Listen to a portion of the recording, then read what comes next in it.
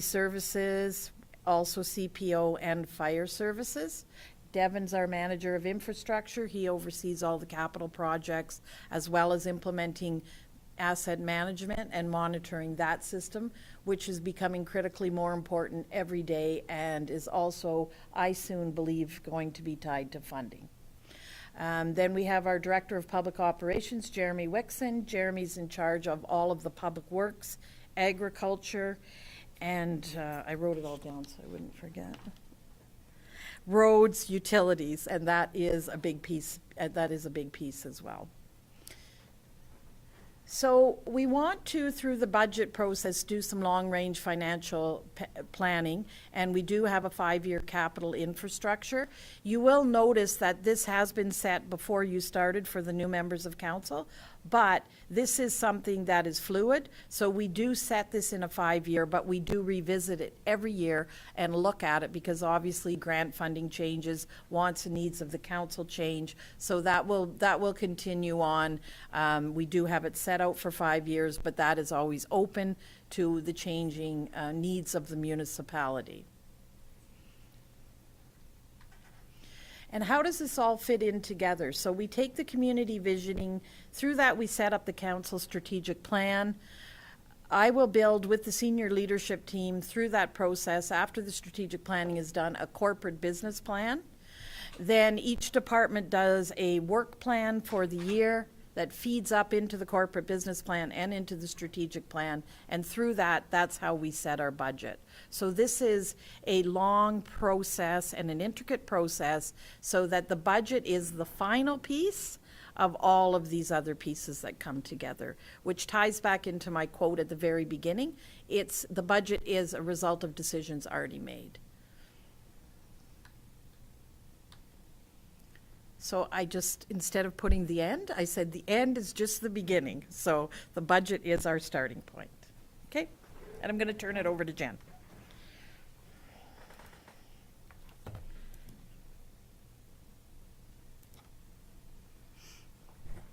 My picture was nicer, Jen. I know. There's not a lot of fancy stuff when it comes to finance, unfortunately. But so welcome.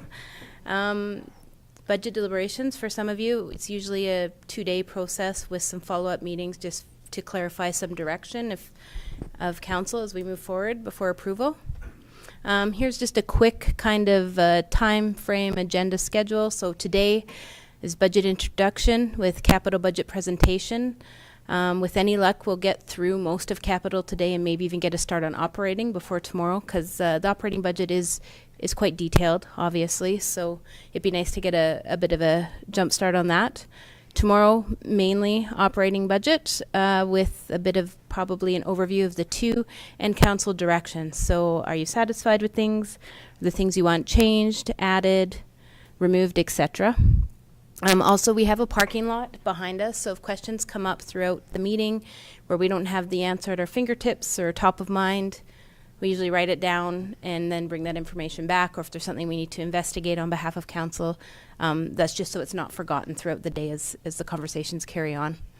December 7th will be a second meeting to the two today and tomorrow, and that's just to come back with any changes that have been implemented in the budget as per council's directive. We set a tentative meeting for the 14th if we still need another meeting. Sometimes it happens, sometimes it doesn't. And then 16th is council meeting and tentative budget approval if everything looks good. If not, that will be moved to January. And we only have the one meeting in January, correct? Yes, yeah. So I will, regardless, on the 16th, if we don't pass the 2022 budget, I'll bring forward an interim budget so that as of January 1, we as administration can carry on as per the Municipal Government Act.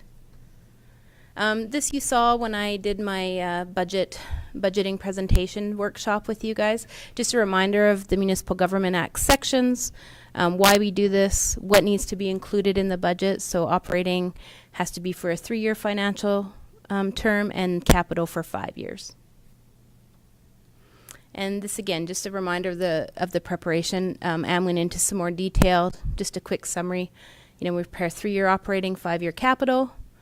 The format provides financial requirements for 2022 for programs and services and funding of capital projects. projects, and then projections for 2023 and beyond. So again, I kind of put this quote that Larry introduced me to as a favorite. A budget is a business tool, a plan for future activities. A budget anticipates revenues and estimates expenditures. And then this is just a little, I guess, graph that's sort of just another summary of what all goes into budget. As Anne mentioned, we do start fairly early. Senior leadership team is getting emails from me, asking for information, bringing stuff forward. I'm sending out documents and reminders. So I pull out my little folder with all the notes from throughout the year and remind them of what they've suggested. So requested, whatever it might be, and then we just review all of those things as a team. So who's involved in the process, aside from our interaction with the supervisors that report to each of us? CAO Ann Mitchell is responsible for council and CAO's budget. Jeremy does all of the public operations. Again, that's public works, utilities, ag services, and fleet.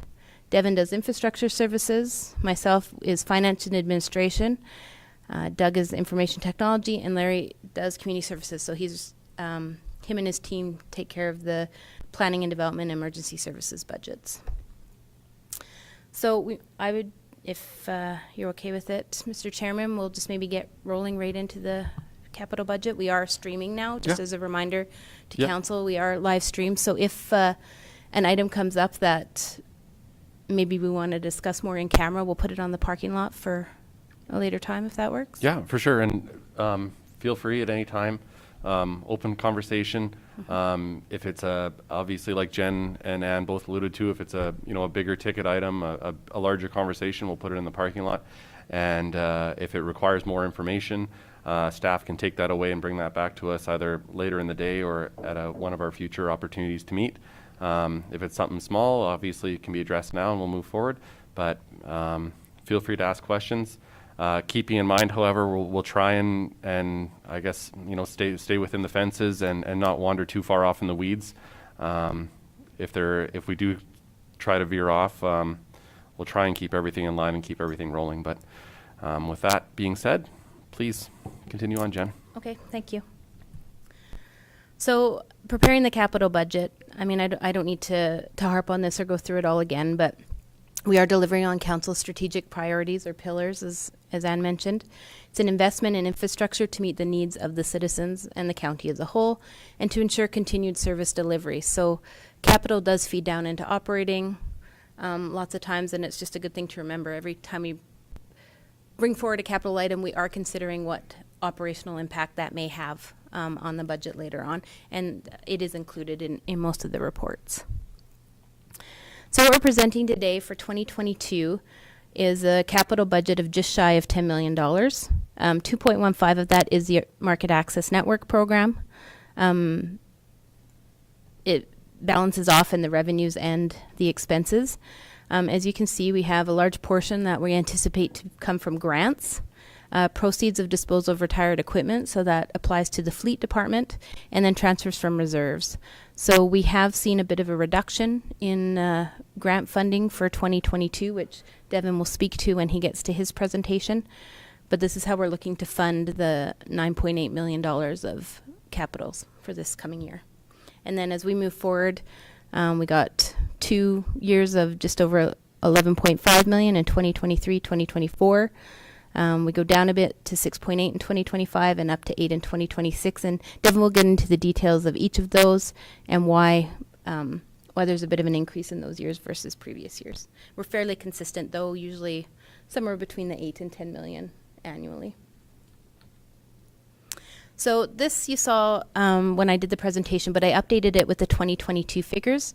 So 36.3% of the funding is coming from grants. And just as a matter of interest, in 2021, we applied for 9 different grant funding applications for over $5 million. So, and we've been pretty successful in most of them. I believe STIP funding was the only one for 2022 that we didn't receive. 26% is reserves. Majority of that, again, is for the fleet related purchases. Proceeds from the sales is 12, and then 24.9% is for the market access network. And that again is based on the current formula of $2.50 per annual animal unit, which council reviews that bylaw later in the year as we get into the tax season. So just a note there that a loss or a non-approval of grant funding will delay a project or cancel it altogether if we don't have another funding source for that project. So here's our expenditures. Ag Services doesn't have any capital projects proposed for 2022. Fleets is 3.2. The big one being infrastructure services is 6.3. Finance and administration and information technology have a combined $327,000 in capital. So the capital presentations, Jeremy is responsible for the Ag Services and Fleet. I don't know if the new council members are aware, I think this is before the election, but the 2022 Fleet capital was pre-approved by council in an effort for Jeremy's department to get ordering equipment. We did find that there was a delay in 2021 because of just the lack of inventory, basically. So this kind of gave us a jump start so we would have that equipment and machinery in place when we needed it. So we will review it again and we'll look at future years, but just that portion of the budget has been pre-approved. Devin will do infrastructure, the market access network, and the administrative capital budget. And Doug will do information technology. So get into it here. Whoa, that's the end of that. I'm just going to bring up. So you all have the budget within iCompass. It's there. Ask questions. We'll review it as we go through. Devin's pretty good. He brings up the GIS so he can pinpoint locations. Yeah, I can't do that part of it. And again, if you have any questions as we're going through the budget, please feel free to stop any of us, ask any questions. On what page is that? 26 of your iCompass budget. I'll just make this a little bit bigger. I do include a 2022 capital project summary. And this just gives you a snapshot of all the 2022 projects, the funding source for each, and then of course it balances out in the end. So it's just to give a really quick snapshot. We use this sheet a lot throughout the year when we're reporting on our capital projects and giving a bit of an update on the status of the projects. So I kind of like this sheet. I think it's a nice quick view for council's review.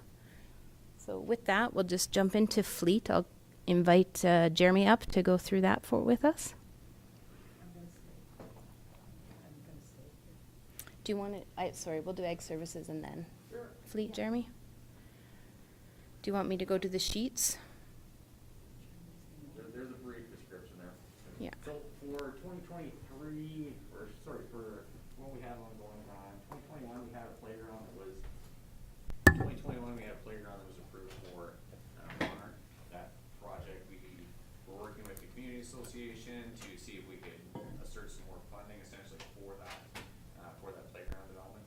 The one thing that has not come to fruition is the community association has not gotten any grants in order. So essentially, right now we're going to be in 2022. We're going to be going along with that playground project that we had planned for 2021, and that was budgeted at $160,000, I believe. And then going forward into the next couple of years, we've got 2023. Yeah. We've got more playground upgrades. It says $160,000. Yep. Okay, so that'll be what's going to the Monarch playground development, and that is just, if you know where the water towers used to be in the Monarch area, or where I'm not sure what the camera is, it Calvin Christian School?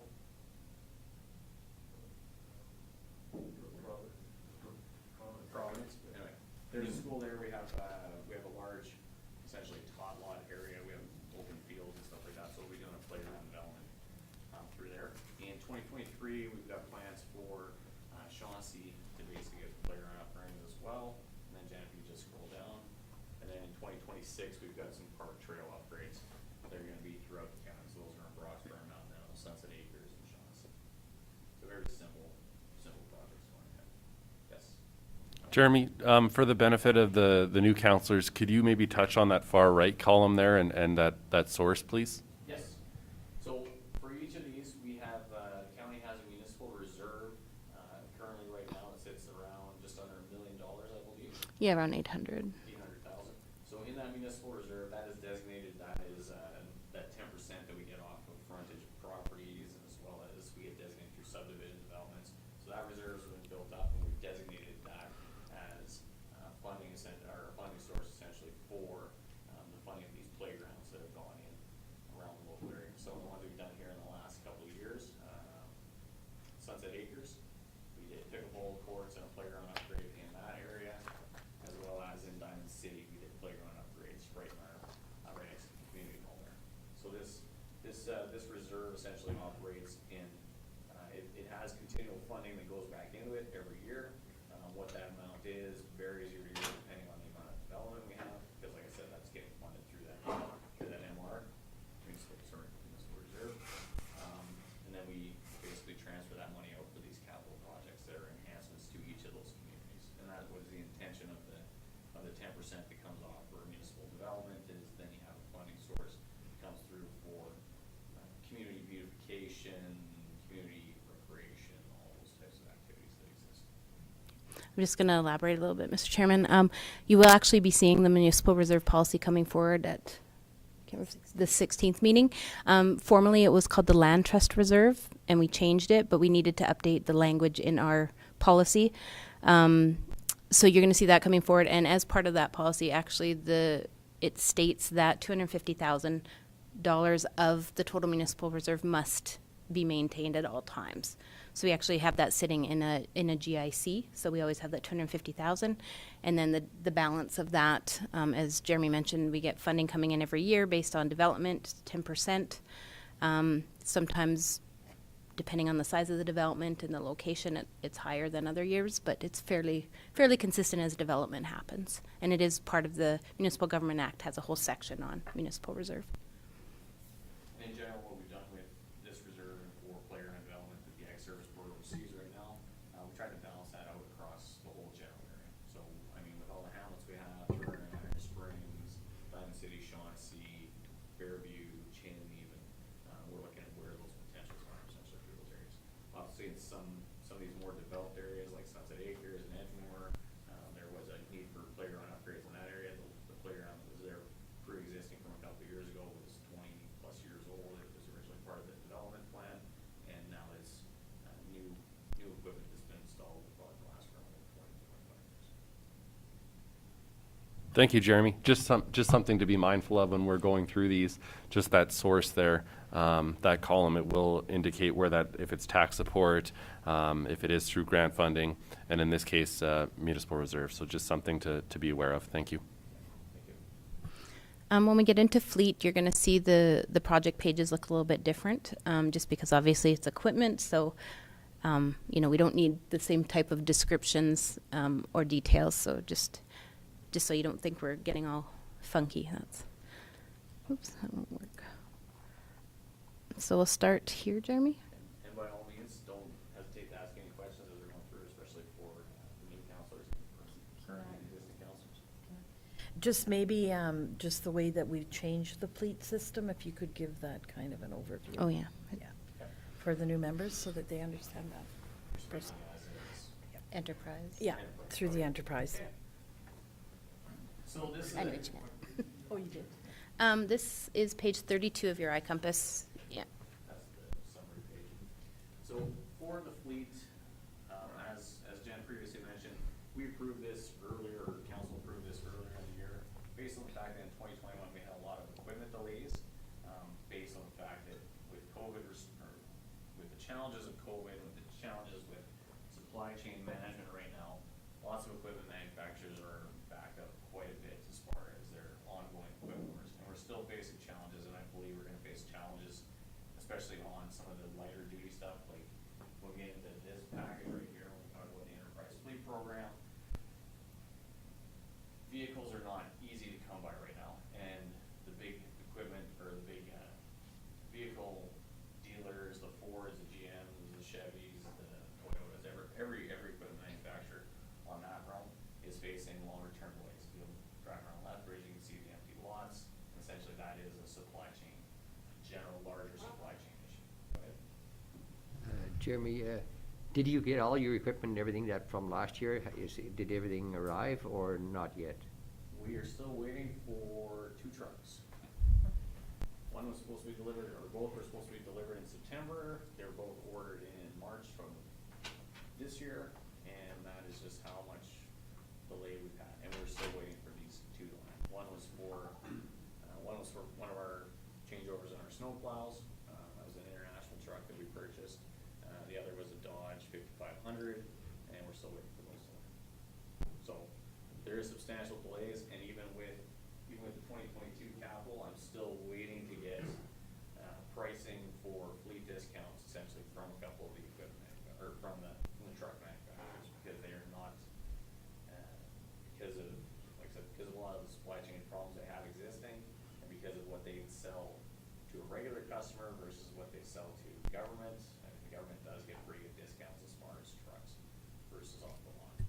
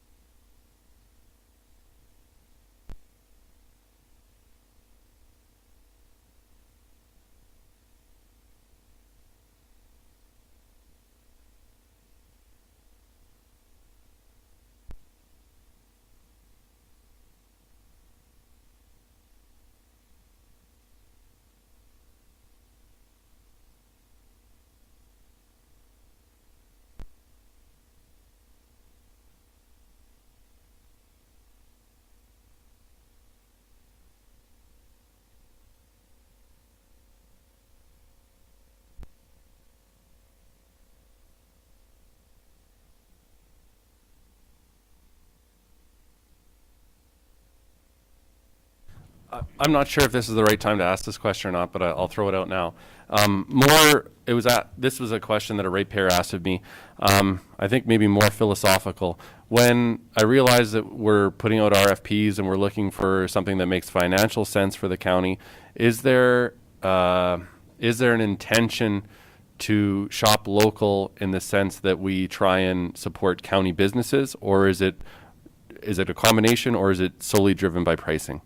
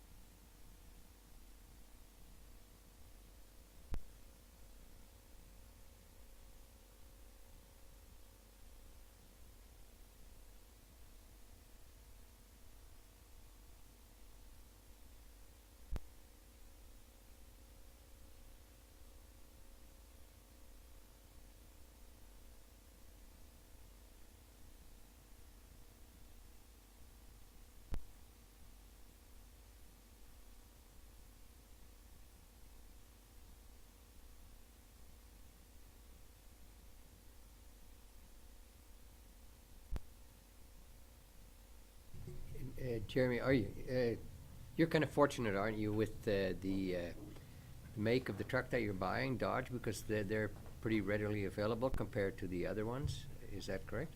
We had all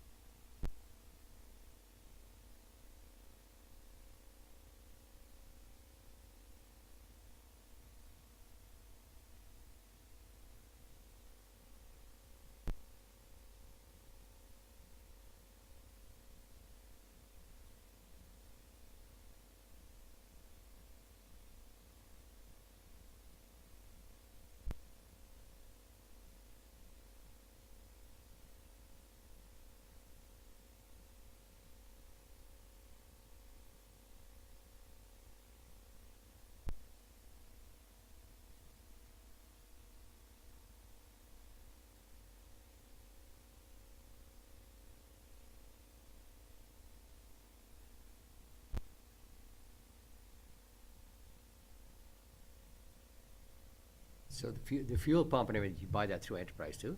No. Oh, okay, because Through Midwest.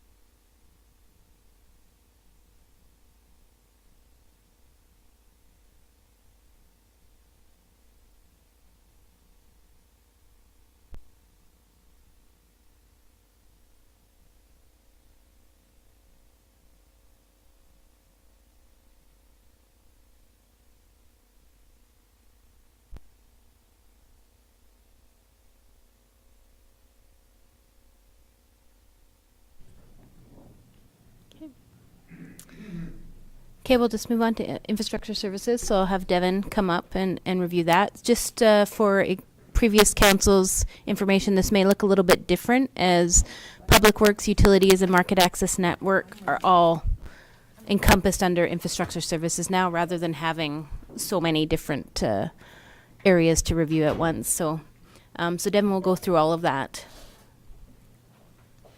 Where do you want to start?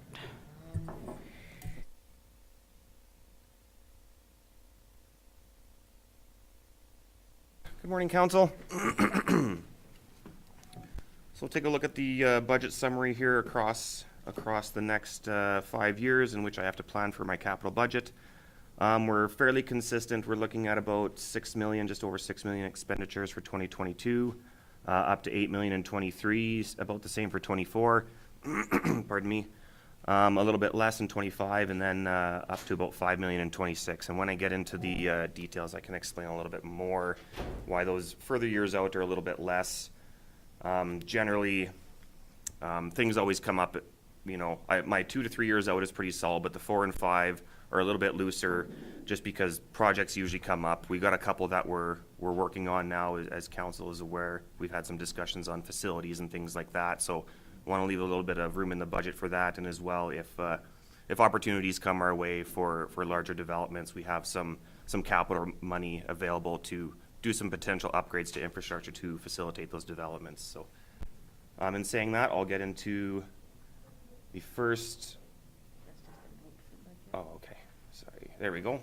If you go to page 41 of your agenda, we'll start off with 2022, and the first one is the Horsefly Spillway project, which is part of the Southern Regional Stormwater Committee. And for those new members of council, there is a Southern Regional Stormwater Committee put together several years ago across Southern Alberta to help mitigate some of the stormwater or flooding events that happened in the past, specifically relating to the irrigation districts and how the drainage water inundates the canal.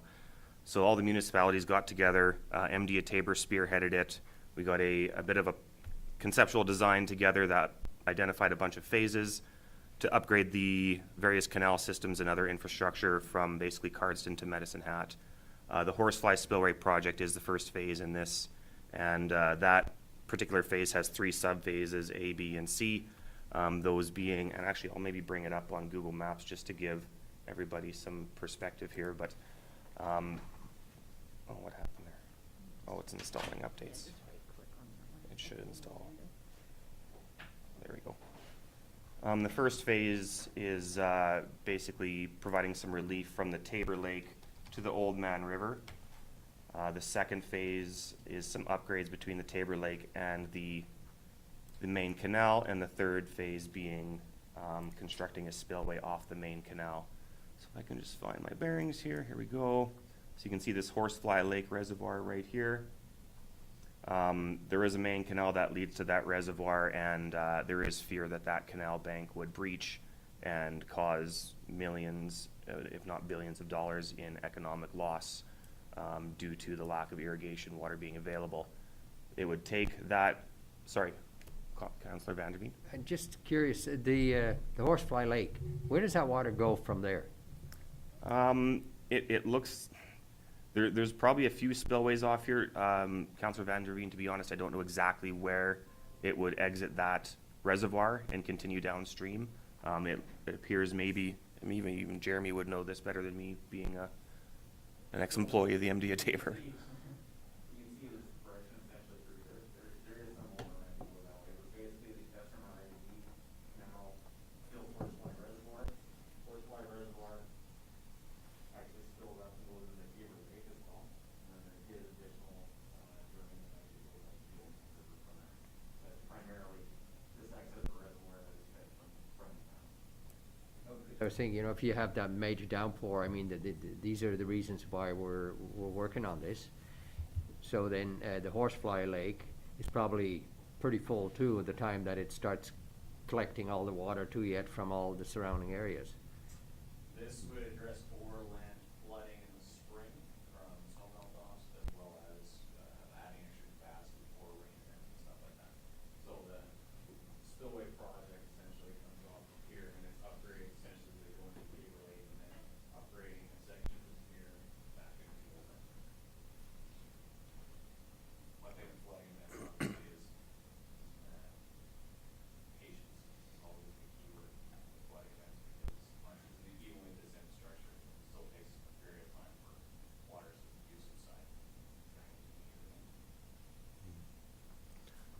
Jeremy. So yeah, Jeremy basically explained the routing. They're connecting Horsefly, or the plan is to connect Horsefly Lake with Tabor Lake with a larger, more robust drainage canal system, and then Tabor Lake creating a series of canals to discharge into the Old Man River. This figure right here is based on funding one of the 3 phases of Horsefly. There's been a lot of back and forth with the committee and provincial and federal funding authorities, and at first it was, okay, go ahead with this phase 1, get on the design, and then we got notice that they would fund the design of phase 1A, B, and C. So the entire Horsefly Spillway project. Like I said, this is just for phase 1 for $890,000. The whole project is about $47 million. There are many municipalities involved that have committed to contribute to this project. Some have not, and I believe that the committee, kind of led by Reeve Harris over at the MD of Tabor, is still working on getting some of those municipalities on board with that. Reeve Campbell, is there anything you'd like to add, being a member of that committee? No, I think you did a really good job, Devin. Like you said, I think essentially, if you think of it as this project in particular is just a relief valve for that canal infrastructure.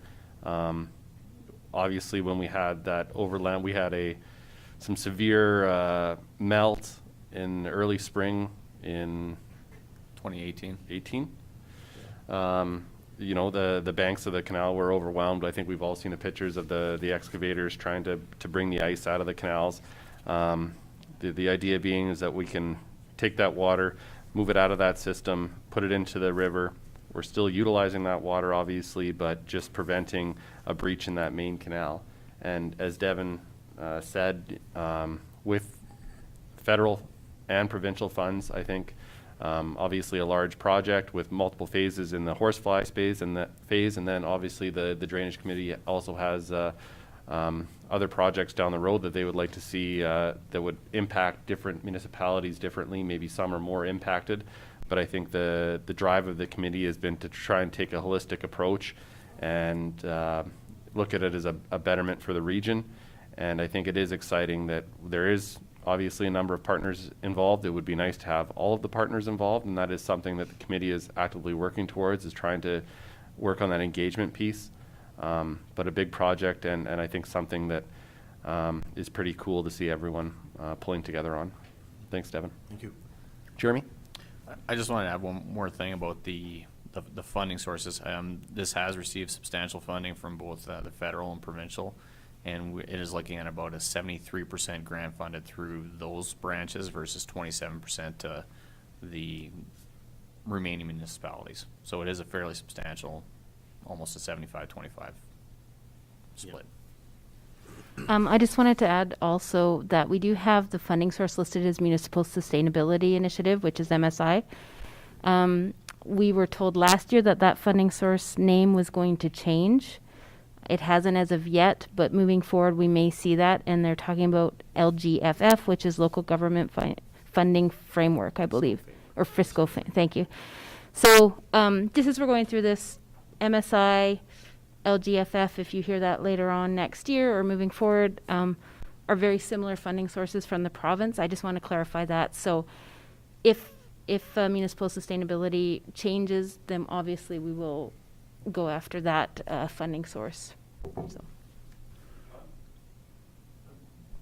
one quick question. That $890,000, that's our share. Correct. Yes. And one thing I meant to speak about, and thanks to Jen for reminding me, regarding the grants before I started here, there is, as you know, a reduction in MSI grant funding.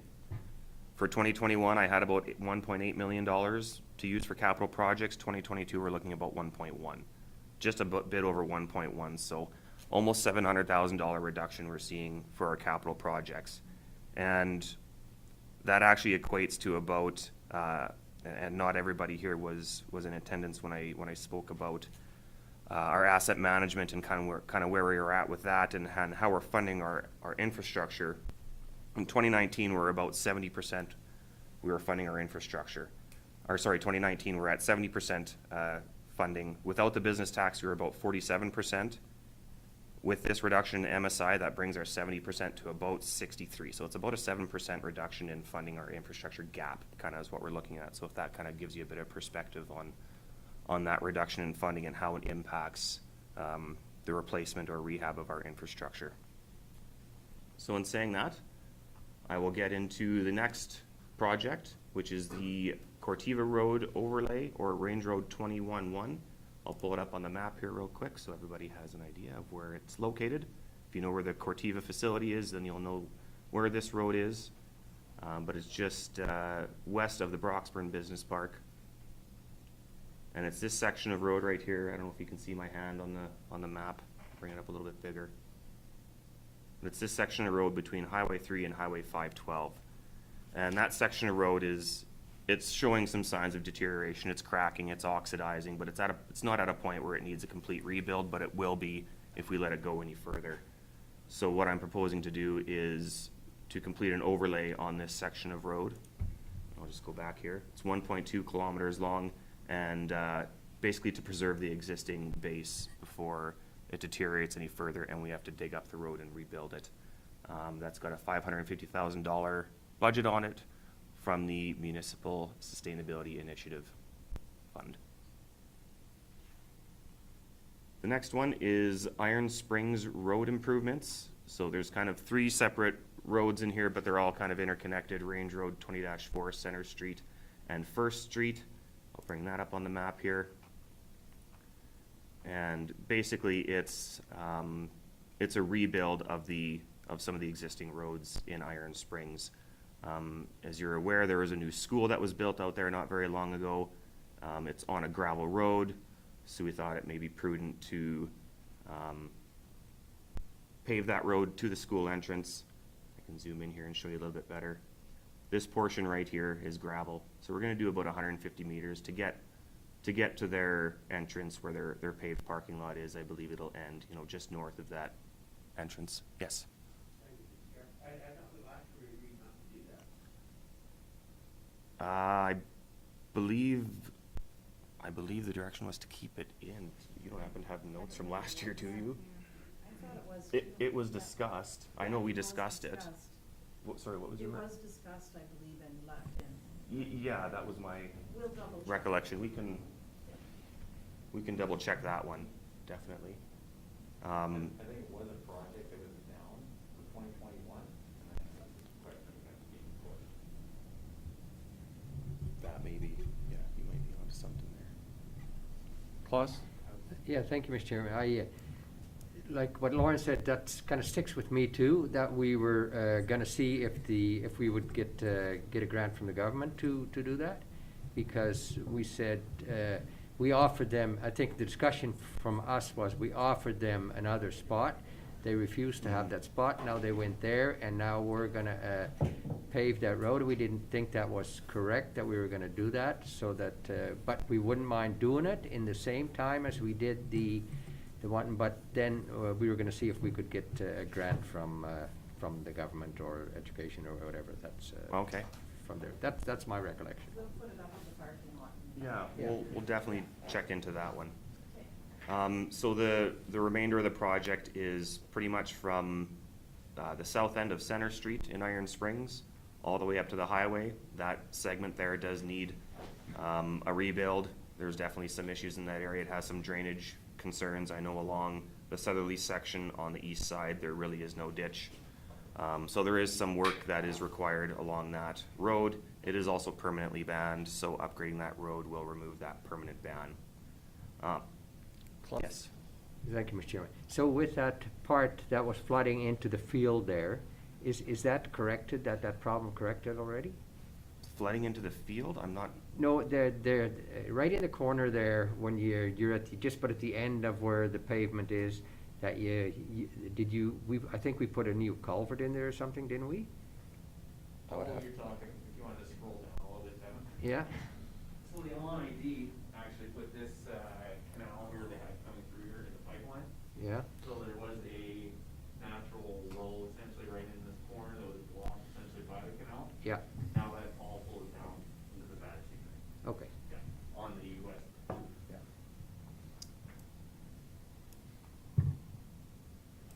okay. So yeah, anyway, this portion of Center Street and then Actually, when we were going through our asset management system, we found that this portion of First Street along Iron Springs was due for replacement. And, you know, when we looked at it on site, it would appear that kind of from this intersection back to the east and up Third and on Railway was upgraded and even Second, but for some reason this portion of First was left, so we're gonna include that while we're there in the upgrades to Center Street being really the main road that we're upgrading, so. Is there any further questions on that project? Yeah, just if, like you said, parking lot, and if we can have some further clarity on what the discussion was last year and how that works, that'd be great. Okay. So the next one is the Lafarge Road realignment. This has been a problem for many years. I'll bring up the map and you'll be able to clearly see what I'm talking about. If you're familiar where the Lafarge pit is north of the city, we've got a road that leads down to that area. There's a couple residents down there and a gravel pit at the end. And the road veers out of the right-of-way in some areas quite substantially. I'll just zoom in and show you here what I'm referring to.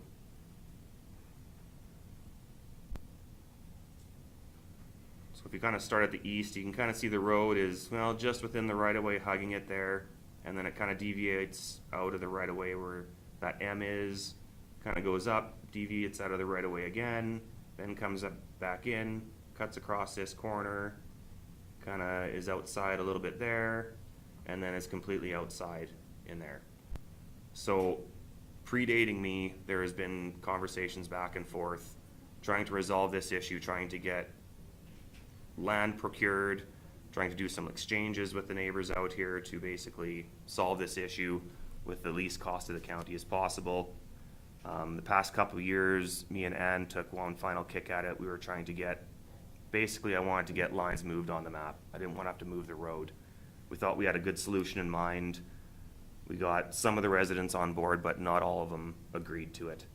So we talked about it a lot. We talked about it with legal quite a bit, and we decided that ultimately, you know, this has been going on for quite some time, and we should probably realign the road back into the right-of-way and solve this once and for all. We are in the middle of obtaining a little bit of land up here from Lafarge, which will help us out.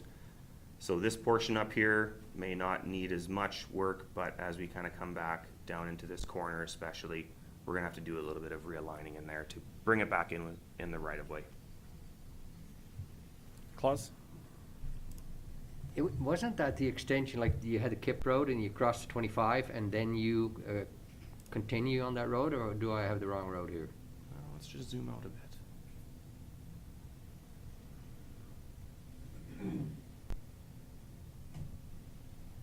So the Kip Road is about a mile south. Yeah. So yeah, this is the road we're talking about, and this is the Kip Road 9-4.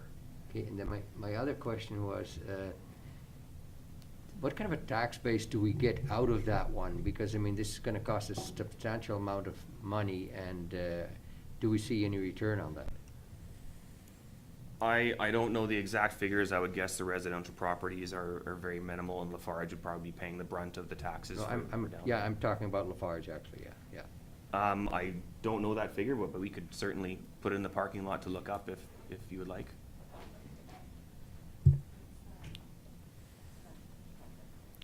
Lafarge Road.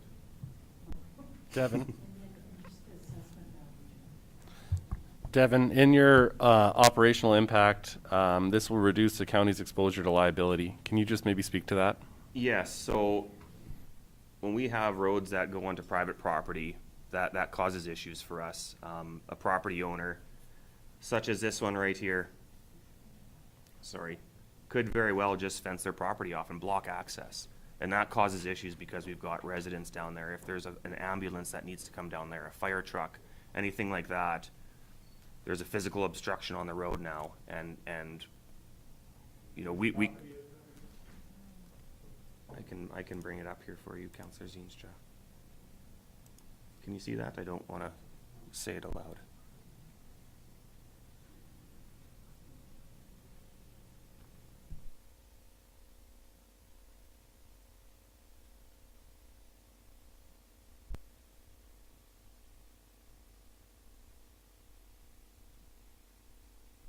Sorry, Ann, did I missed you there?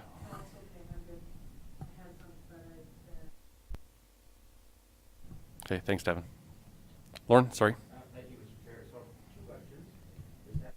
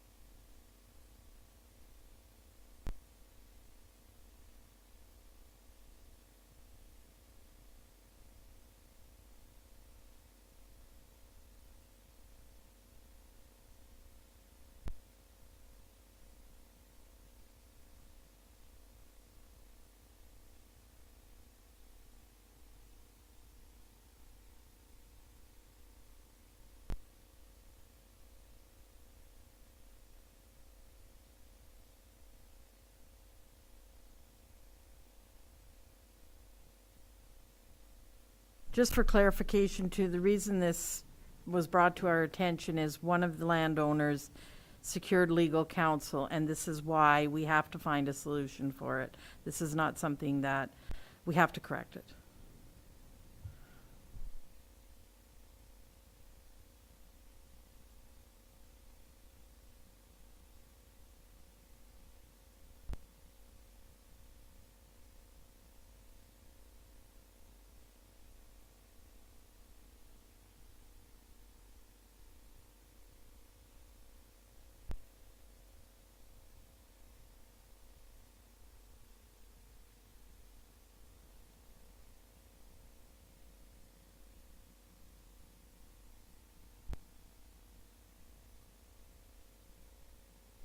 Is there any questions on that project before I move on? Okay, the next one here is, I don't need to bring up the map. So this is water and wastewater supervisory control and data acquisition, otherwise known as SCADA. You may have heard Craig Kraskach talk about that, or Jeremy. And basically this is replacing our computer systems in our various pump houses around the county, water and wastewater facilities. These are, there's programmable logistic controllers and human interface, or human machine interface machines that are obsolete, and in some cases parts are not available. So these are big, robust, industrial grade computers in all these sites. They all talk to each other and report to a centralized computer basically, and Jeremy's probably cringing trying to listen to me explain this because he knows more than me, but I'll try my best. And all these computers are obsolete, some are 10 years old, and they need to be replaced. I know Craig got a quote from MPE to do all this work, and it was around the $600,000 mark, but that'll be completed over about a 2-year period. So an operational impact, it'll definitely reduce the county's risk of a hardware failure. You know, we can't, all of a sudden we can't see what's happening at some of our water and wastewater sites. So just like Doug's IT budget, this is a scheduled replacement of hardware. Is there anything you'd like to add to that, Jeremy? Might like that, this also ties into cybersecurity as well. We hear about it all the time. Organizations are breached, and this is truly be that to get the current employment as well. Thanks, Doug. We looked at a couple options as far as what was required here.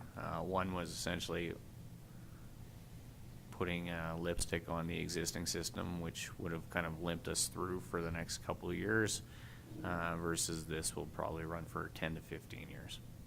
And there was marginal, I mean, the cost difference was only maybe $100,000, so it was, the best opportunity was to basically upgrade the whole system, make it happen now. And this is solely funded through the utility reserve. Thanks, Devin. Any questions on that one before I proceed? Okay, the final two for 2022, local bridge repair, so bridge file 78397, located pretty much at the intersection of 21.5 and 11.4. There was a recent inspection on the pipe, gave it a 3 rating due to some curvature on the roof of the pipe and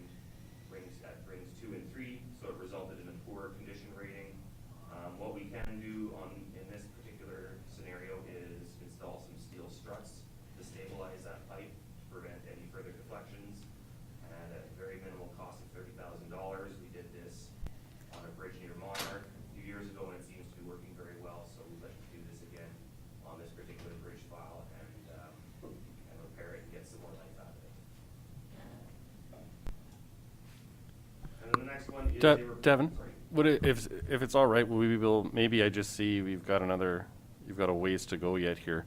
Could we maybe just take 5 here and have a short break? Yeah. Cool. Sounds good. Thank you.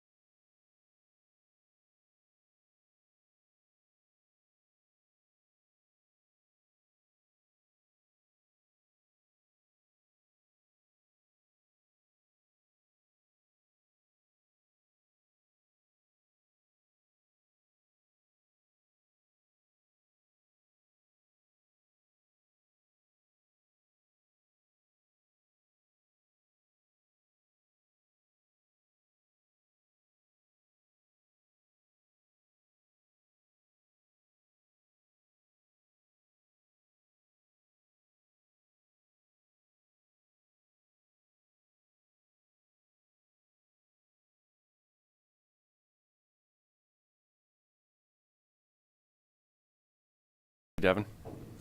Thank you very much. So I'll kind of continue where I left off, which is bridge file replacement, 79770. This bridge was constructed in '84 and it's got a rating of 3 and an overall condition of 33.3, which says it needs to be replaced. As all of our bridge files, we will apply for STIP funding for this one, but we do have it identified to be coming out of the Bridges and Paved Roads Reserve. And I'll briefly just bring it up on the map here. So I'll zoom out just a little bit to give you some context, but it's kind of in the southeast-ish end of the county. This is Highway 512 right here, that yellow line, and there's 79770 right where my cursor is.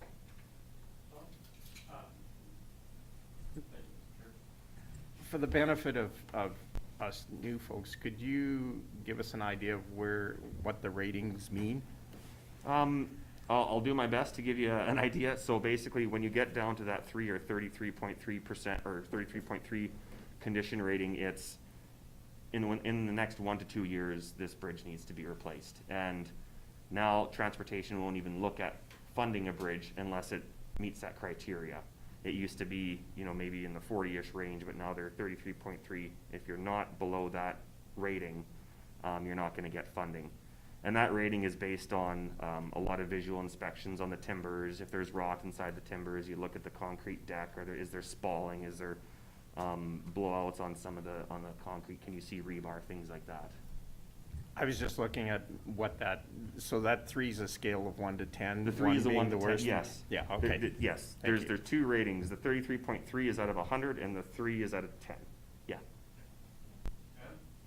Just recently at the RMA conference, when we had conversations with representatives from the Ministry of Transportation, the 2 STIP fundings that we did apply for in 2021 and were unsuccessful, they did ask us to resubmit, so there may be some movement there as well. But to John's point, or Councillor Kirbish's point, sorry, they did mention the rating, and they did say, I think, Jeremy, that it had to be at least 40. Yeah.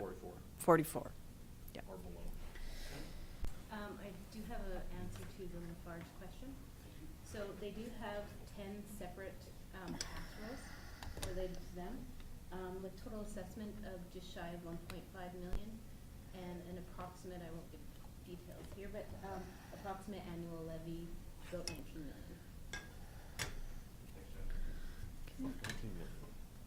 Oh, pardon me, 19,000. Put the extra zeros at the end. I never do decimals. That'd be really 19,000 nice. per- I always leave zeros off.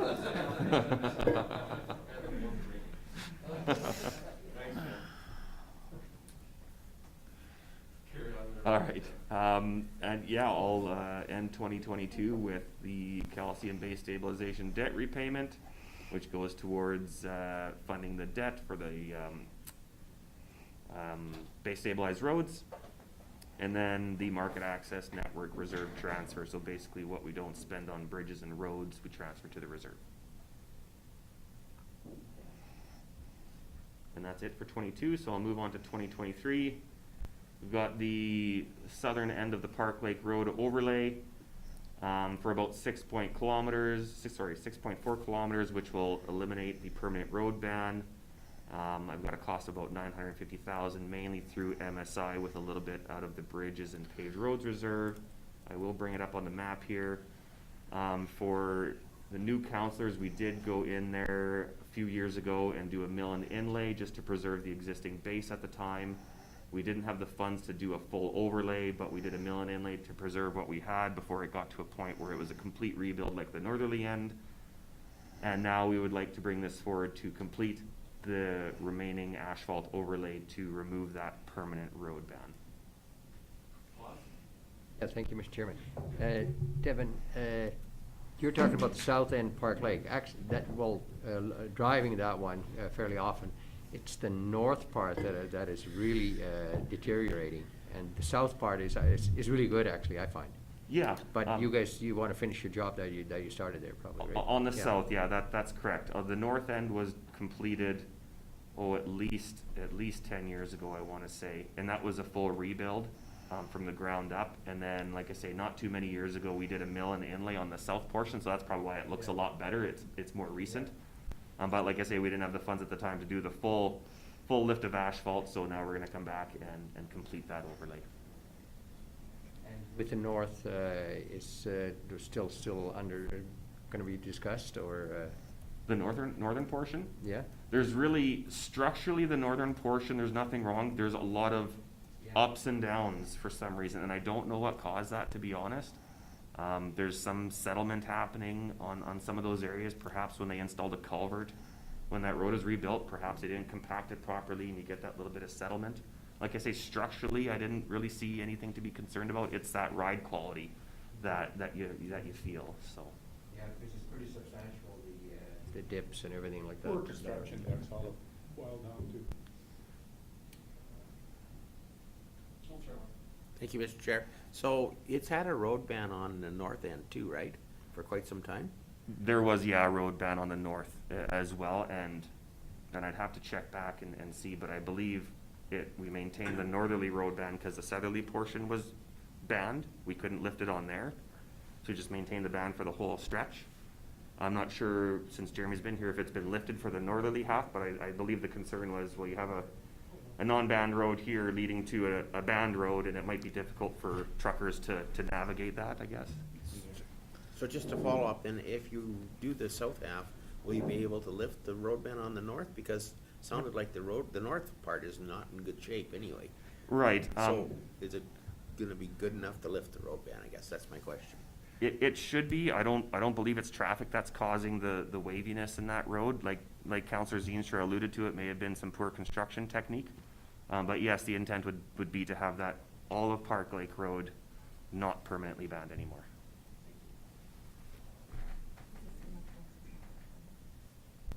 Partially market access network, yeah. I just wanted to, just for the new counselor, sort of explain the market access network funding a little bit, just so there's some clarity around some of the explanation in the budget here. So we collect on average 2.1 million. A portion of that, about 150,000, is what we estimate. Business tax market access network funding. So about 150,000 of that is cap levy, which is the gravel levy that we monitor and invoice to as it's reported to us. And about 1.5 of that is through the business tax. So that's for all feeding operations, be it cattle, sheep, poultry, goats, etc.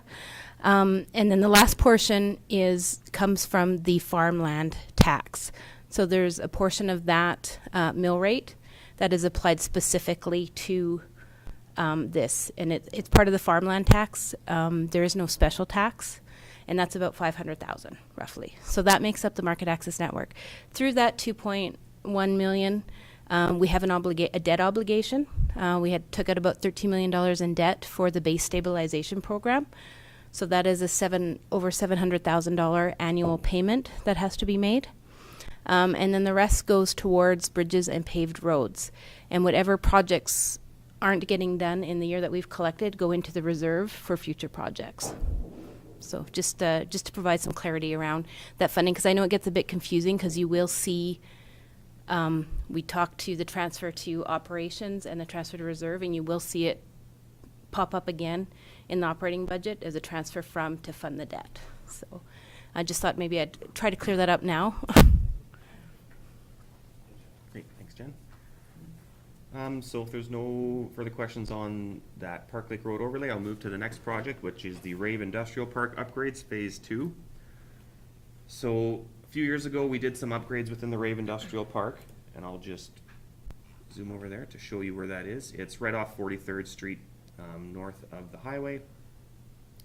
And a few years ago, we went in there and did Phase 1 of the upgrades to the industrial park. Previously, to be honest, the design and construction of that industrial park was very, very poor. The roads were poor. They were potholed up. There was minimal drainage, and it was a maintenance nightmare.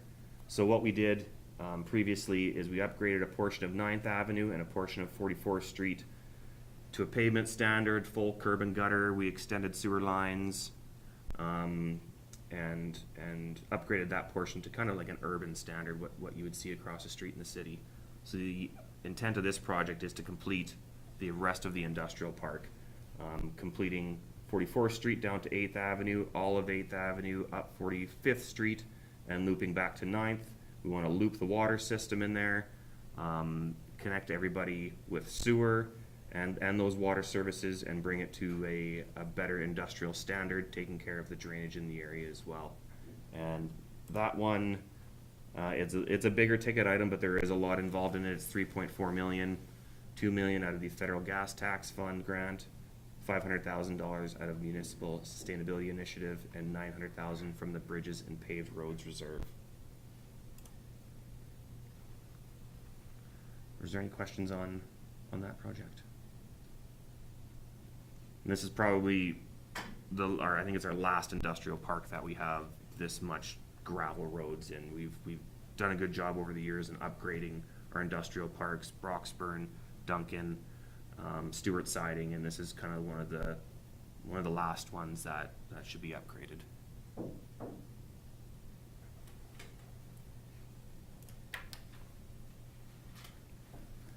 Okay, I'll move on to the next one if there's no questions on that. The next one is Range Road 21-1, reconstruction, also referred to as the McNally Road, for just over a mile. We've got a cost of about 1.87 million in there from the Bridges and Paved Roads Reserve, and that is to basically rebuild that road. It's well beyond its life cycle. It's deteriorated significantly, and it does need an upgrade. And I will just zoom into that area so you gentlemen know where I'm talking about.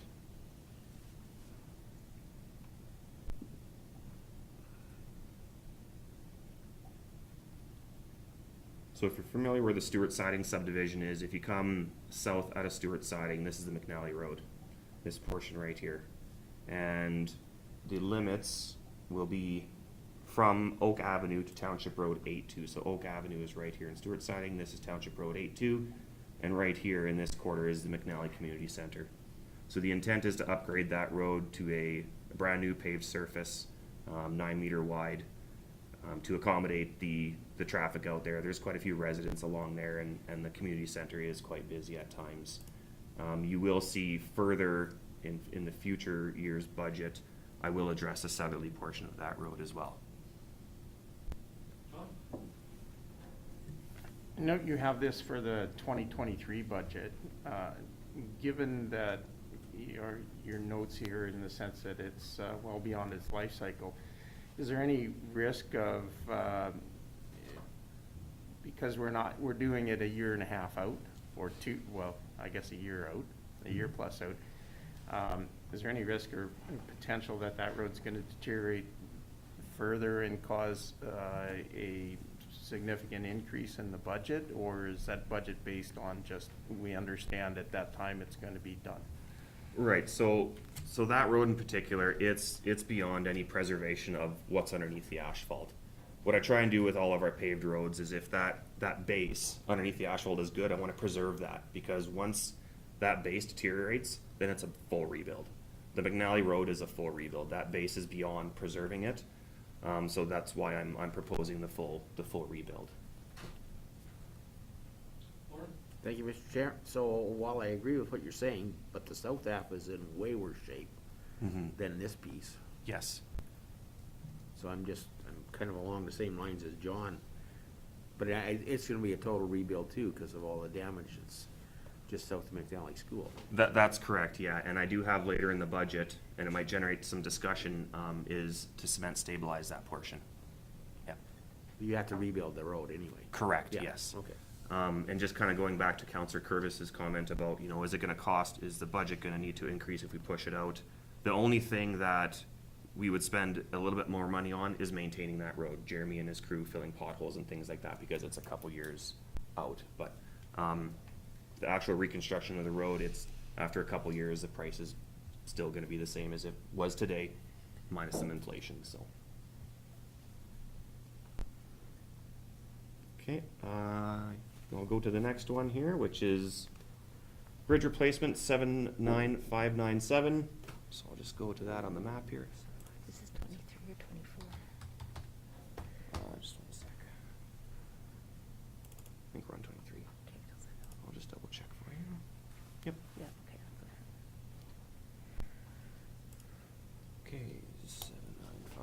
79597 is right where my cursor is here. This black line right here, that's the Broxburn Road. This is the northerly extent of the Broxburn Road.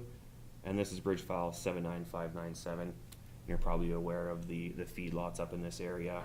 Heavily rely on that bridge to access their operations. So this will be a little bit tricky regarding detouring and access, but the consultant does have a solution in place to resolve that. And also we also put things on the contractor as well to sort out some of those details. So there are options. They can close one end of the bridge down at a time, or they can build a temporary ramp through the canal, or they can talk to some landowners and perhaps get access from this road through. There's a little bit of a trail here. So there are a few options to get or to maintain access during the construction of that bridge, but it is definitely at the end of its life cycle, and it needs to be replaced with probably one or two culverts. Is kind of what we're doing with those smaller standard bridges, is putting in culverts. And that's got a budget of $350,000 through the Bridges and Paved Roads Reserve. Okay, and again, like you'll see at the end of all my year's budgets, is the calcium base stabilization debt repayment of $705,000 and a transfer to the reserve, and in 2022 or 23 of just over $1 million. So going into 2024, we have Shaughnessy Infrastructure Upgrades Phase 4. This is quite the extensive project, but Shaughnessy needs quite a bit of work to get it up to where it should be. So this includes the reconstruction basically of all of First Street, new sidewalks, water lines, sewer lines. We're going to upgrade some water lines that we thought were 6 inch. We found they were 4 inch when we completed our last phase, because we tried to put in some hydrants, hydrovac down, found they were 4 inch, so we want to upgrade those to 6 inch. Fill in the gaps where there isn't sufficient fire protection, and also do some drainage upgrades in the First Street area, as well as some upgrades to the lagoon, specifically the transfer structures. They're quite deteriorated and need to be replaced. So $4 million price tag, kind of split between 4 different pots. We've got the MSI at $1 million, FGTF at 1.9, Bridges and Paved Roads Reserve at 780, and the Utility Reserve at 320. Do you want to just explain what FGTF is? Thank you, Jen, for pointing that out. FGTF is Federal Gas Tax Fund. I'll just zoom into Shaughnessy here to show you where I'm talking about. Thank you, Mr. Chair. So can you not still get the grant from the Alberta government for hamlets? It was called for sidewalks and stuff like that. Do you still not get that grant? I'm not aware of it. Usually Amelia's pretty good at bringing those things up. Are you thinking the Basic Municipal Transportation Grant, the BMTG? No. Okay. There was a specific grant for Let me for just, upgrades like I'll to ask hamlets Amelia. and to Specifically for in the hamlets? past. Maybe they don't have it anymore. Okay. Yeah, we'll take a look into that for Okay. sure. So this is First Street right here, where my cursor is, and as I mentioned before, it's in quite rough shape. It does need an upgrade. There's kind of some goofy things on how it was built as well. You can see this street width is inconsistent. The sidewalk kind of veers out there and to the south, and so there's definitely some design challenges in there, but nothing we can't figure out. Like I said, water line upgrades, sewer upgrades. There are 2 parcels in here that we have acquired. This one right here and this one right here, that'll act as a storm surcharge pond. They're already low-lying areas, so they're perfect just to hold that water during a storm event and then have a controlled release. That release will go along second here and go into the coulee. And as well, as I mentioned, up at the lagoon, we have some transfer structures. So you can see there's these 2 cells right there are facultative cells. It goes into an anaerobic cell and then finally into a storage cell. And these cells need to be interconnected properly to function properly. And they currently aren't, I believe. One of the facultative cells directly discharges into the storage. So we're gonna fix those, put in some proper structures, and make sure that lagoon is functioning properly. Yeah, thank you, Mr. Chairman. The upgrades that we did last year was on, was it last year or the year before? That was in Second Street, I think it was? Correct. Or Yeah, we was had that some, or was it Third? It went around the Both. school there, yeah. both, yeah. Yeah. Yeah. And we had that one area that a couple of people were really upset that the sidewalk didn't get pulled right through. Mm-hmm. And I guess that was done, and they really appreciate it, so just letting you know. Oh, good. Yeah, yeah. But, and then, of course, they never goes fast enough for the next project. Yep.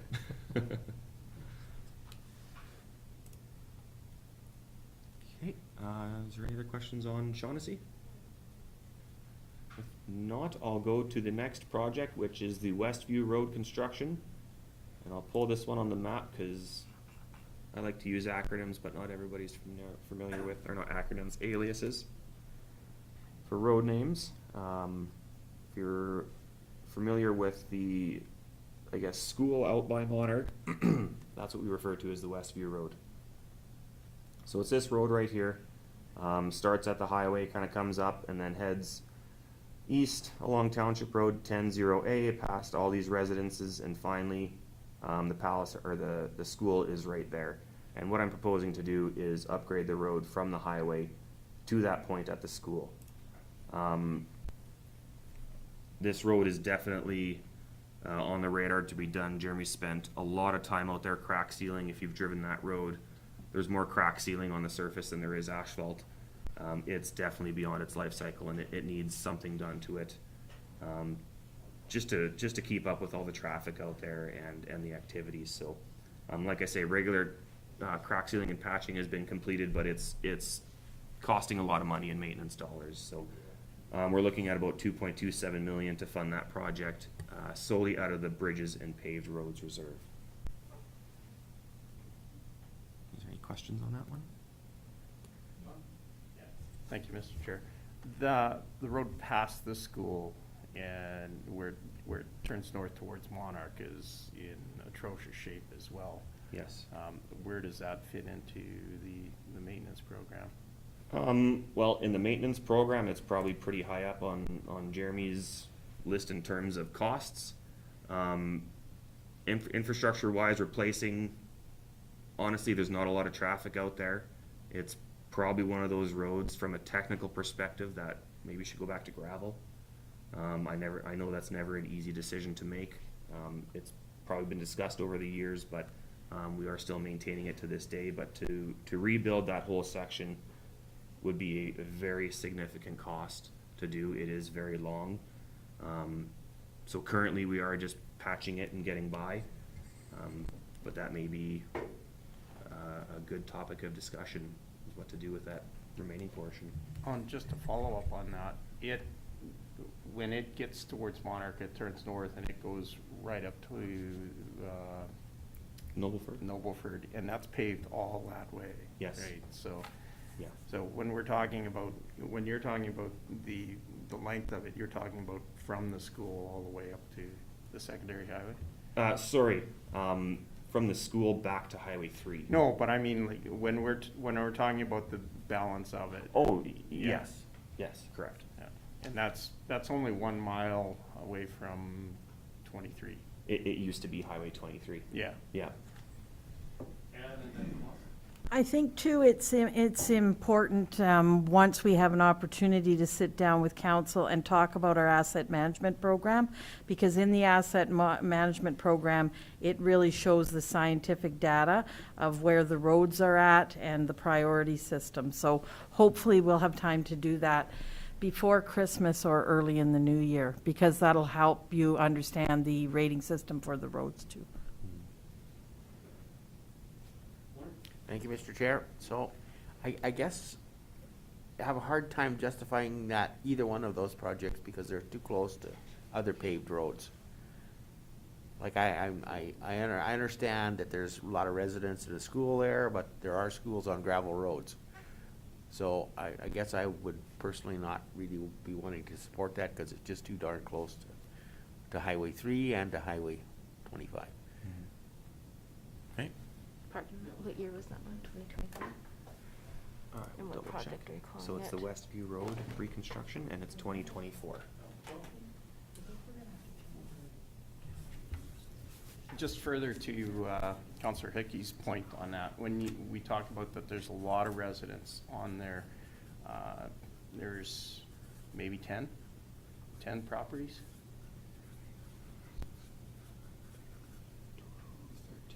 About 14 that would might 14. utilize that road, plus the school. Yeah. Has any consideration been given to local improvement tax or discussions along that line for those? It's definitely something we can consider. I haven't included it, I didn't include a local improvement tax in this budget because I wanted to get that, I guess, policy passed first before I included it, and I had this in the budget before that got passed. But definitely something that can be considered, absolutely.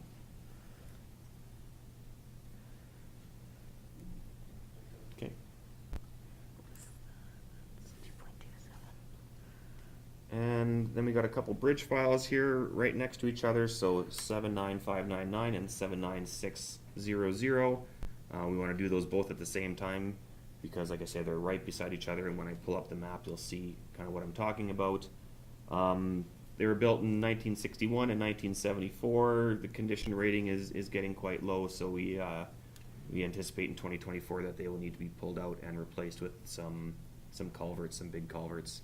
And we're looking at about $700,000 to fund that one. And I'll just pull up the locations here for you.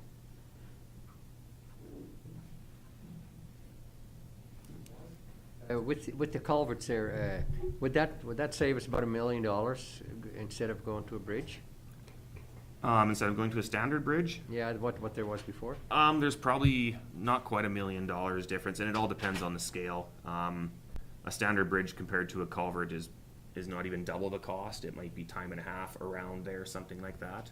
The nice thing about culverts is they're little to no maintenance. You don't have a bridge deck to worry about. You don't have piles, anything like that.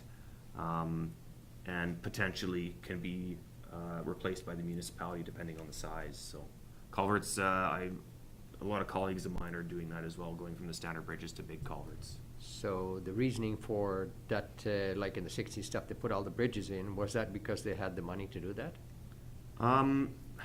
Like why they chose that type of bridge?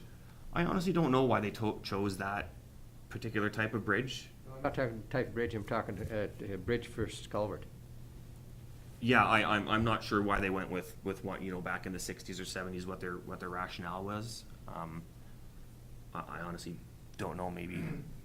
At that time, there was just not the type of culvert in place, that's why they went get this. Those, the CSP type, yeah. And it depends on what bit size you got too. If it is a large canal, then a bit is actually cheaper to do than Mhm. culvert. Yeah, you're right. There's some situations where it's definitely better to go with a standard bridge, especially, like you said, on the big canals. Yeah. So you can see these are very, very close together. It's gonna be a bit of a challenge for the contractor to accommodate traffic, but we'll make sure that they do properly, and we'll get those both done at the same time, just to realize a bit of efficiencies there. Okay, and then the next two, again, calcium-based stabilization debt repayment and a transfer to the market access reserve of about $750,000. Moving on to 2025, we've got Range Road 21-1 overlay for about 4.4 kilometers, otherwise known as the Howe Road. So this is going to be between 512 and Highway 4. Similar to the Cortiva Road, which is immediately north of there, it is showing some signs of distress through cracking, although not as bad as the Cortiva Road, which is why this is in 2025. And this is again to preserve the existing base before any further deterioration occurs. We've got a cost of just over $1 million in there, $410,000 from Municipal Sustainability Initiative, and $650 from the Bridges and Paved Roads Reserve. And I'll bring it up again on the map here to give you an idea where it's located.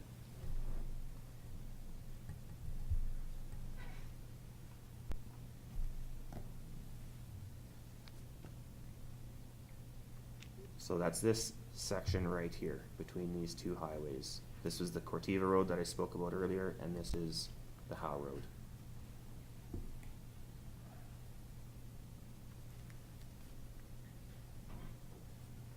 Any questions on that project? If not, I will go to the next one. So Mountain Meadows microsurfacing. Microsurfacing is something I've been watching over the past few years, and basically they take very fine manufactured fines, basically, add oil to it, and you can place it on a road that has oxidized quite badly. Not much for structural deterioration, but the surface kind of has that exposed aggregate concrete look to it. And what this does is fills in all those little voids, seals it all up, and it makes it look like a brand new road. It's fairly cost effective, and like I say, I've been kind of watching over the years other municipalities do it. Alberta Transportation did it for some of their wheel path rutting. It seemed to work pretty decent, and in a small subdivision or a country residential subdivision like this, it seems like a pretty good way to preserve your existing structures. So we're looking at about $290,000 to fund that one. And I'm sure you all know where Mountain Meadows is, but I'll just go over to it with the map here. This is Mountain Meadows right here. So it would be 1, 2, 3 cul-de-sacs, and then this main alignment would be included in that. Thank you, Mr. Chair. So Devin, is that similar to what you did on the South Parkside Road to bring it back up to standard? Or was it just different from that? You mean the ready-made road where I did the chip seal? No. When you did the South Parkside Park Lake Road, Yeah. is it similar to what you're proposing here? No, that was a mill and inlay. So we was shaved a in- bit of oh, okay. asphalt off and then put a lift of asphalt in. Okay. Yeah, this is just a surface application over the existing road. Okay. Yeah. Thank you.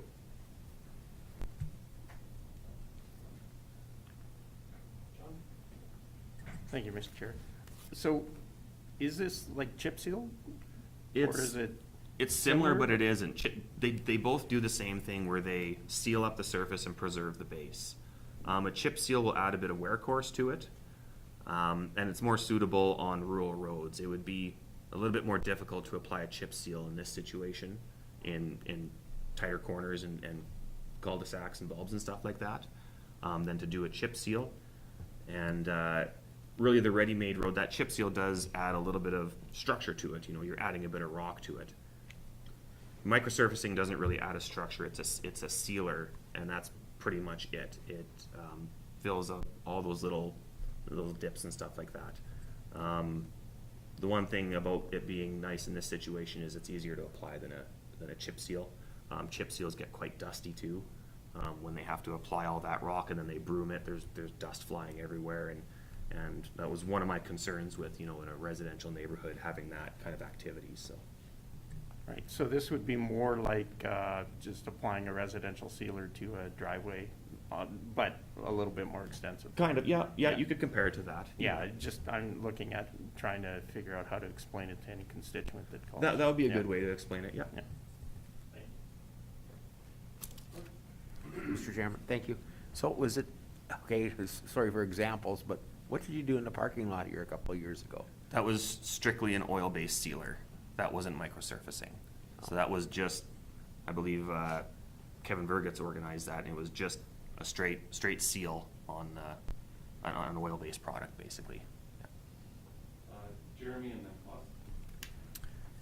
Just to further, for Councillor Kurbis, since this is his area, this microsurfacing is like a slurry almost, where it's almost like it's got the same dynamics as an oil sealer, but it's actually adding an aggregate material essentially, some sandy, refined material essentially that basically fill all the voids and leave a better overall finished surface, which is, it's really good in subdivision areas and small areas like that where the traffic isn't as heavy. So you're not necessarily looking at the wearing course that you would have with a chip seal surface, but actually it's just like a slurry that kind of fills in a bunch of the voids and kind of resurface. It's like, it's exactly what it says, it's micro resurfacing, but if you gotta explain it, it's like a slurry that goes on the road, just like a concrete slurry kind of idea, except for this is an oil-based one.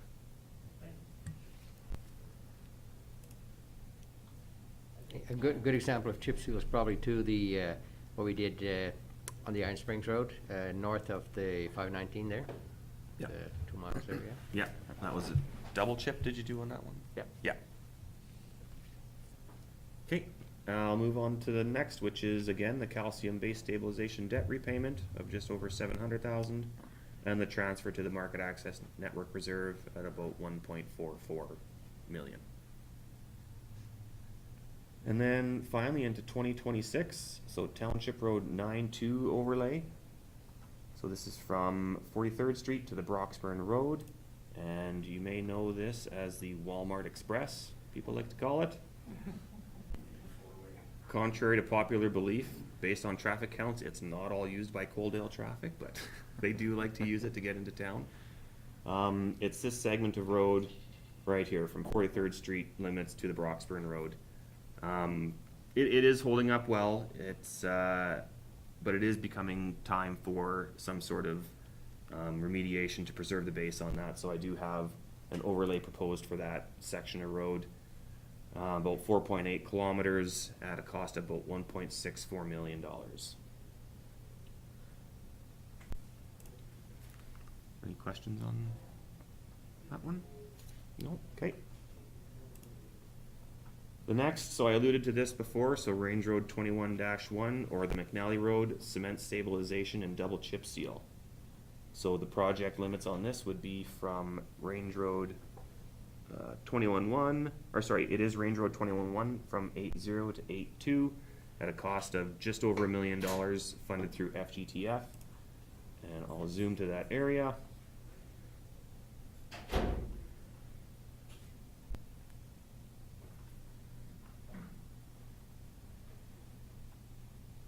And it is this 2-mile stretch from 8.2 down to 508. Now, the reason I have this in 2026 is we still do have the Iron Springs Road, which we did the cement stabilization on. So I want to see how that performs over the next while, make sure it's a suitable candidate for this road, and then if it's performing well, go ahead with this type of treatment on the McNally Road, because it seems to be fairly cost effective, and if it works for us, I think we should explore it more. So that's what I proposed for this road. Thank you, Mr. Chair. So, earlier I thought I asked, you don't plan to rebuild this road first?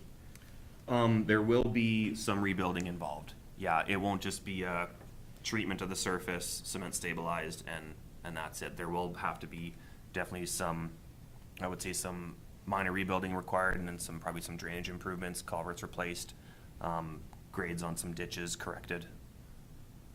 Yeah, because south of McNally School, where the water lies there, that is in terrible shape there. That's Yeah. where all the, okay. Yeah, drainage is definitely an issue in that area, and especially when we have some flooding in the Tiffin Basin, that area really gets hit hard. Yeah. Okay, thank you. Speaking of which, with the Tiffin Basin, kind of off track, that is in for Water Act approval, and Jeremy has some plans to do some upgrades through operations within that basin, so that should help out quite a bit.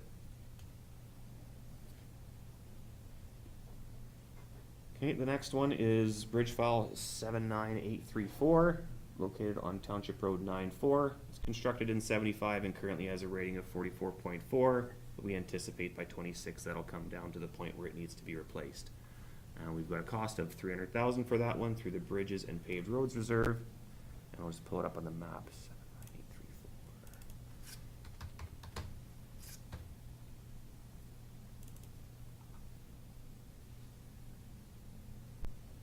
So right north of Colehurst on the Kip Road.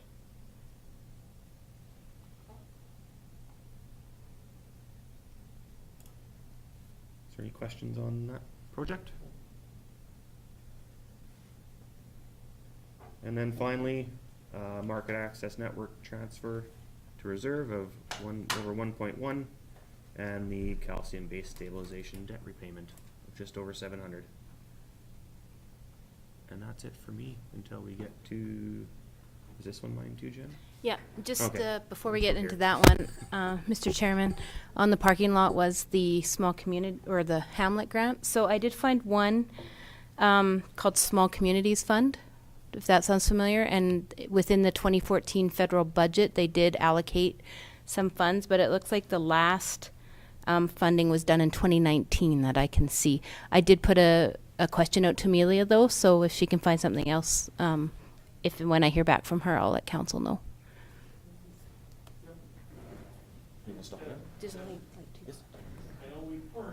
We put on the parking lot the 2024, the Westview Road.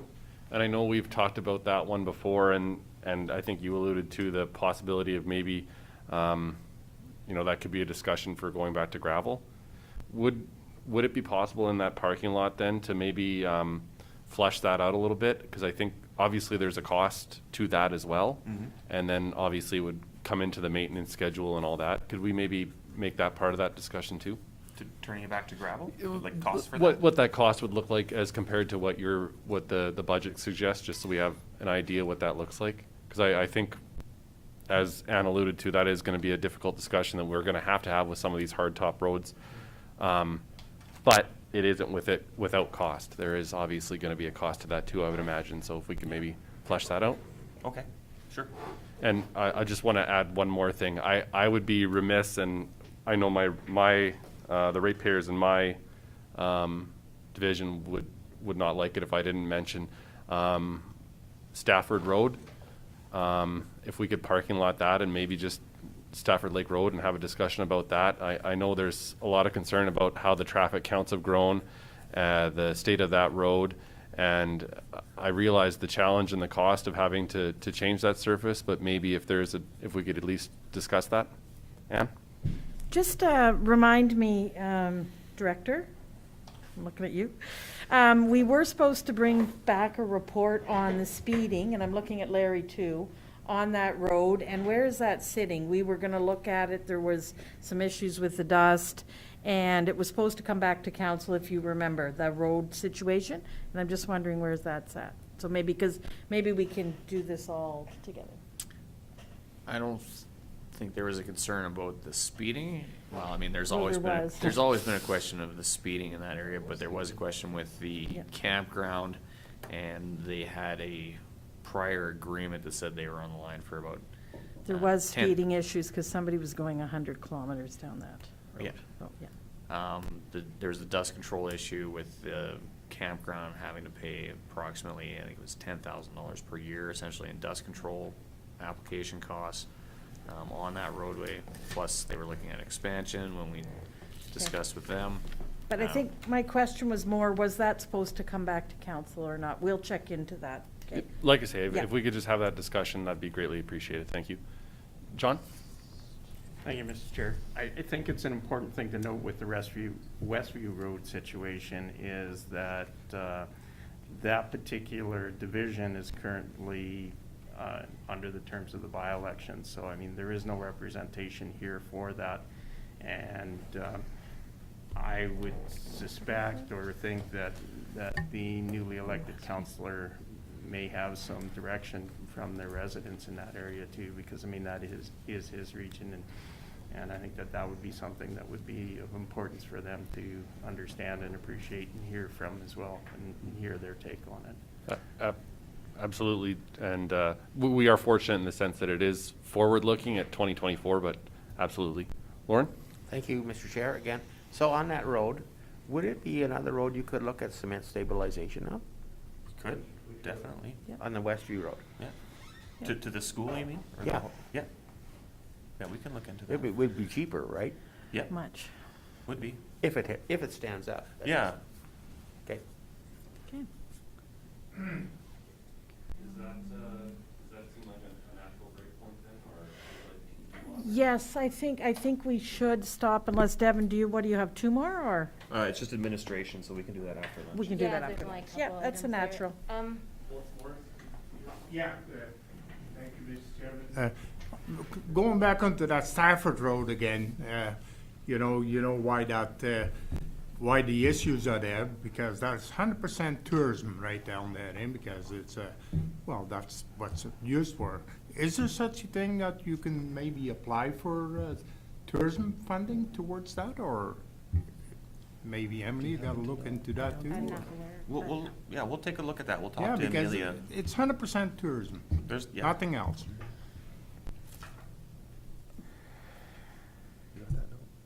Okay, if nothing else, why don't we recess for now and we'll return after lunch? Okay, thank you. Do you want to turn those screens off? Pardon me?